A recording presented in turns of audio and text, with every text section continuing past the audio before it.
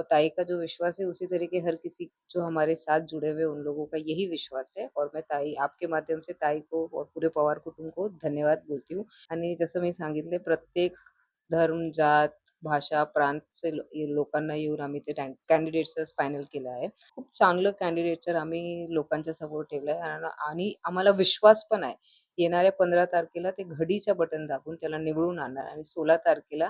नमस्कार, story.comच्या व्हिडिओमध्ये तुम्हा सर्वांचं स्वागत. मुंबई महापालिकेची निवडणूक चालू आहे. महायुती वेगळी लढत आहे, ठाकरे बंधू वेगळं लढत आहेत. मात्र एक महिला आमदार वेगळं लढत आहे.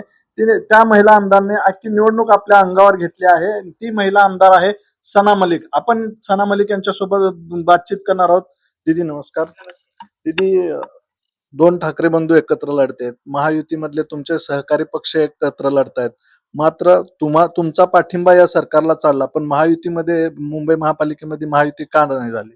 बघा, राष्ट्रवादीची जी विचारधारा आहे ते एक वेगळी विचारधारा आहे. म्हणजे आम्ही कधीही आमच्या वरिष्ठांनी आमचे राष्ट्रीय अध्यक्ष अजितदादा पवारांनी सांगितले की हम कभी भी अपने विचारधारा से कॉम्प्रोमाइज नहीं करेंगे. हमारे शिव शाहू फुले अम्बेडकर की विचारधारा है. विचारधारा के तहत किसी भी तरीके का कोई भी अवसर पर कॉम्प्रोमाइज नहीं किया जाएगा, समझौता नहीं किया जाएगा. उसी तरीके से जब हम निवडणूक के सामने जा रहे हैं, आप देखेंगे कि हर पार्टी अपने अपना पोलराइजेशन कर रही है. तो पोलराइजेशन से दूर रह के सभी धर्म, सभी जात, सभी भाषा वापर करने वाले लोगों, सभी प्रांत से आने वाले लोगों को एक साथ लेके हमने अपने कैंडिडेट्स में भी डाला है. तो आप देखेंगे कि हमारी विचारधारा जो सभी धर्म के लोगों को, सभी लोगों को एक भारतीय नागरिक समझ के जो हमने कैंडिडेट्स बनाए हैं और सबको लेके चलते हैं, उसी तरीके से हम आगे बढ़ रहे हैं. और अगर किसी ने इलेक्शन में, निवडणूक के टाइम पे विचारधारा के हिसाब से कॉम्प्रोमाइज करने की कोशिश की तो हम उनके साथ नहीं जा सकते और इसलिए हमने अपने दम पे इलेक्शन लड़ने का फैसला किया. पण यांनी नवाब बहीणवर जे आरोप आहेत त्या गोष्टीला पकडून त्यांनी महायुतीमध्ये राष्ट्रवादीला घेण्यास विरोध केला. मात्र या सरकारला तुमचा पाठिंबा चालतो, तुम्ही चालता, नवाब भाई का चालत? बघा, महायुतीच्या नेत्याचा वेगवेगळा स्टेटमेंट देत आहे. कोणी वेगळा विषय देत आहे, कोणी वेगळा विषय देत आहे. त्यांचं काय ठरलंय ते त्यांना माहीत. पण आमच्या वरिष्ठांनी जसा आदेश आम्हाला दिलाय कि हम अपने दम पे इलेक्शन लड़ेंगे, हमारी विचारधारा के ऊपर बिल्कुल भी कॉम्प्रोमाइज नहीं होगी. राष्ट्रवादी कांग्रेस पार्टी पिछले 9 साल से इस इलेक्शन का वेट कर रही है. जिन कैंडिडेट्स को हमने टिकट्स दी है उसमें बहुत सारे युवा हैं, महिलाओं की संख्या ज़्यादा है, हमारे पास पढ़े लिखे लोग हैं, प्रोफेशनल्स है, architects, engineers, interior designers, doctors, teachers, ऐसे प्रोफेशनल लोगों को हमने दिया है. और ये लगातार पिछले 9 साल से इलेक्शन की राह देख रहे हैं. जिनको हमने पहले मौका दिया था वो चुन के नहीं आ पाए. वो 9 साल से लोगों के बीच में रह के उनका काम कर रहे हैं, उनकी समाज सेवा कर रहे हैं, उनके सुख दुख में उनके साथ है.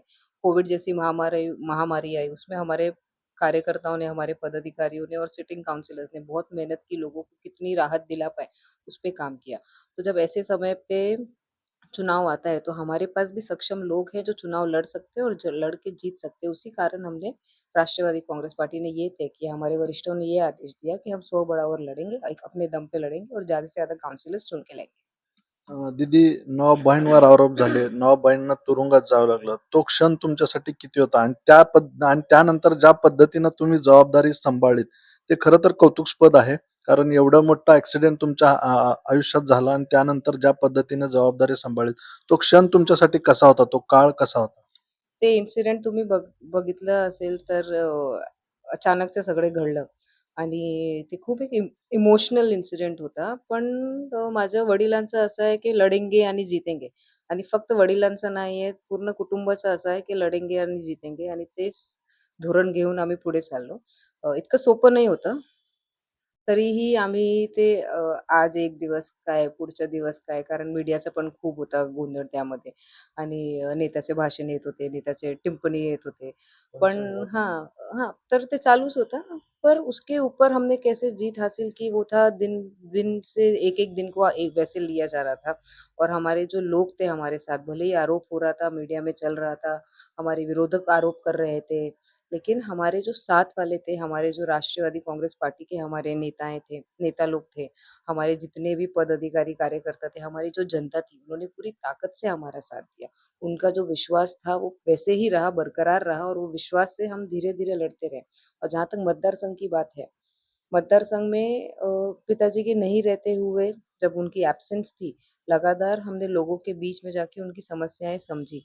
आर्किटेक्ट हूँ, लॉयर की पढ़ाई कर रही थी तब, तो ज़्यादा चीज़ें आसानी से समझ गई और जल्दी समझ गई। तो वो एक था कि नहीं, ज़िद थी कि इसको हमें करना है और अब्बा को भी, मतलब पिताजी को भी बाहर बेल पे लेके आना है।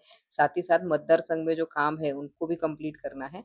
तो पूरी फैमिली सपोर्ट के साथ, हमारे पार्टी के सपोर्ट के साथ हमें ये करने में आसानी, मतलब आसानी तो नहीं हुई, लेकिन फिर भी थोड़ा एक आसान रास्ता निकल के हम लोगों के बीच में जाके जब-जब कोई ज़रूरत होती थी, मेरे राष्ट्रीय अध्यक्ष अजित दादा पवार पूरी ताकत से मेरे साथ खड़े रहते थे और प्रायोरिटी पे मेरे इश्यूज़ को सॉल्व करते थे। इसी तरीके से लोगों का, लोकल लोगों का साथ, हमारे फैमिली का साथ, हमारे जो कार्यकर्ता पदाधिकारी थे उनका साथ, नेताओं का साथ मिलके हमने इधर तक ये पूरा सफ़र तय किया और उनको हमने जेल से बेल दिला के जब लेके आए तब उनकी हेल्थ इश्यूज़ भी बहुत वो थी, तो 6-1 महीना उनको घर पे रख के प्रॉपर्ली उनका हेल्थ को कैसे मैनेज करना वो देखने के बाद, जब वो प्रॉपर्ली ऐसा पब्लिक लाइफ में एक्टिव हो सकते हैं, वो उस पे आया, तो हम एक, जहाँ तक मैं एक ही फॉलो कर रही थी, वो 2 ताकत बन के हम साथ में लड़े और 2024 का निवडणूक जिंक के आए। दीदी, परवाच दिल्लीमध्ये एक सुप्रिया सुळेंचं एक स्टेटमेंट आलं होतं. तुम्ही शरद पवारांची साथ सोडलीत आणि अजित पवारांसोबत जाणं पसंत केलात. मात्र सुप्रिया सुळेंनी म्हटलं की नवाबबाईंवर माझा विश्वास आहे, ते यातून बाहेर पडतील. त्यांना सना मलिकांचा पाठिंबा चालतो या सरकारला, पण नवाब मलिक हा हा त्या गोष्टीवर पण सुप्रिया सुळेंनी पण बोलल्या. तर तुम्हाला कसं वाटतं की नवाबबाईंवर माझा विश्वास आहे, ते यातून बाहेर पडतील? तुम्ही आता त्यांच्यासोबत नाहीत तरी सुप्रिया सुळेंनी तुमच्याबद्दल अशा प्रकारचं स्टेटमेंट दिलं. ताई आणि पवार साहेबांच्या सोबत पूर्ण पवार कुटुंबात आमचे जे संबंध आहे, खूप मतलब जो संबंध है बहुत ही अच्छे संबंध है। पार्टी भले ही अलग हो गई है, लेकिन हमारे जो रिश्ते हैं वो उनके साथ वैसे ही पहले के तरीके से है और ताई का जो विश्वास है उसी तरीके हर किसी जो हमारे साथ जुड़े हुए उन लोगों का यही विश्वास है और मैं ताई, आपके माध्यम से ताई को और पूरे पवार कुटुंब को धन्यवाद बोलती हूँ कि जब-जब हमारे ऊपर संकट आई तो उन्होंने हमारा ताकत से साथ दिया और इसी ताकत से, जिस ताकत से उन्होंने साथ दिया, उसी तरीके से हमारे रिश्ते वैसे ही बने हुए और राजनीति में मतभेद हो सकता है, लेकिन हमारा कभी भी मनभेद नहीं हुआ। 227 नगरसेवकांची मुंबई महापालिका, मात्र तुम्ही तितकेसे उमेदवार उभे केले नाहीत. टोटल 96 कॅन्डिडेट्स राष्ट्रवादी काँग्रेस पार्टीमार्फत उभे आहे आणि जसं मी सांगितले, प्रत्येक धर्म, जात, भाषा, प्रांतचे लोकांना येऊन आम्ही ते कॅन्डिडेट्सच फायनल केलं आहे आणि खूप एज्युकेटेड लोक आहे. कोणी सिटिंग काउन्सिलर्स आहे, कोणी पराभव होऊन 2 नंबरवर होतो, त्या लोकांना आम्ही संधी दिली आहे आणि खूप चांगलं कॅन्डिडेटवर आम्ही लोकांच्या समोर ठेवलं आहे आणि आम्हाला विश्वास पण आहे. येणाऱ्या 15 तारखेला ते घडीचं बटन दाबून त्याला निवडून आणणार आणि 16 तारखेला असं स्पष्ट तुम्हाला दिसणार दृश्य, की विदाऊट एन-सी-पी महापौर बसणार नाही. 98 जागांवर उमेदवार उभा केला, पण बाकीच्या जागांवर तुमच्या पक्षाचा पाठिंबा कोणाला आहे? आम्ही फक्त आणि फक्त राष्ट्रवादी काँग्रेस पार्टीतर्फे जे कॅन्डिडेट्स दिले गेले आहे, त्यांचा प्रचार आणि त्यांचा विनिंग आपण त्या लोकांना कसं विन करू शकतो त्यावर आमचं लक्ष आहे आणि मी मुंबईमध्ये एकमेव आमदार म्हणून माझ्याकडे जे पक्षाकडून मी ते खंबीरपणे ते पूर्ण करतात आणि स्पेशल फोकस मी माझ्या मतदारसंघात आणि माझ्या मतदारसंघात जी लागून आहे एमईस्टा वॉर्ड, त्यामध्ये माझा फोकस आहे आणि जास्तीत जास्त सीट कसं निवडून येईल तसा माझं पुढचं नियोजन चालू आहे. ताई, तिकडं काँग्रेस पण वेगळी लढते आहे, राष्ट्रवादी काँग्रेस वेगळी लढते आहे, शरद पवारांचा गट पण ठाकरे बंधूंकडून लढतोय.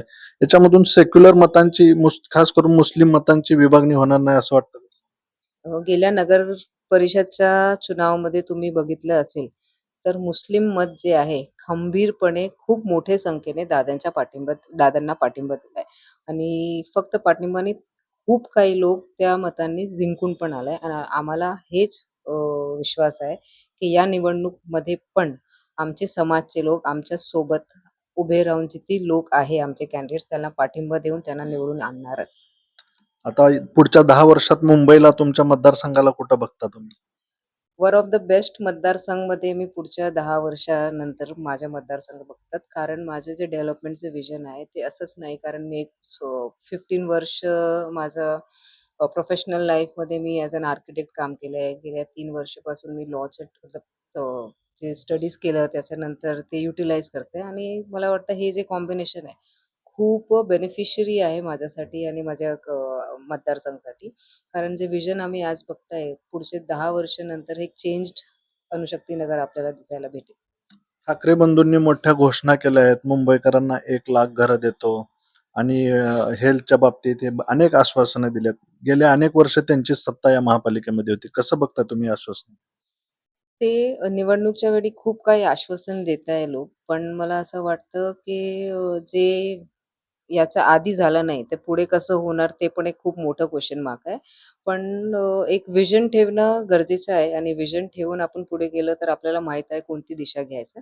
तर तसं मॅनिफेस्टोमध्ये जे आलंय ते व्हिजन तर आहे, पण व्हिजनवर काम केलं. कारण मी माझ्या स्वतःच्या ऑफिसला जेव्हा बसतात, कमीत कमी 2-3 आठवड्यामध्ये 1 आठवड्यामध्ये मी माझा स्वतःचा मॅनिफेस्टो बघते, की बाबा हे जे मॅनिफेस्टो आम्ही 1 वर्ष आधी केलं होतं, त्यावर आपण किती प्रोग्रेस केलाय आणि पुढच्या आपण जे ठीक आहे, त्यावेळी आपण जे मॅनिफेस्टोमध्ये नाही टाकलं होतं, पण त्याच्यानंतर आपल्याला जेव्हा काम करता-करता लोकांना भेटता-भेटता आपल्याला काहीतरी नवीन गोष्ट, नवीन डेव्हलपमेंटसाठी आपण काय विषय आणला, तर त्यावर आपण ते पॉझिटिव्ह आणि निगेटिव्हज काय आहे, ते बघून आपण पुढे चालतो. तर व्हिजन झालं, व्हिजन असेल आणि व्हिजनवर काम केलं आणि त्यांचं ते केलं, पाठपुरावा केला आणि आपण ॲनलाईज केलं, की बाबा ते व्हिजनचं काय झालं, तर चांगलं एक आपल्याला रिझल्ट भेटणारच.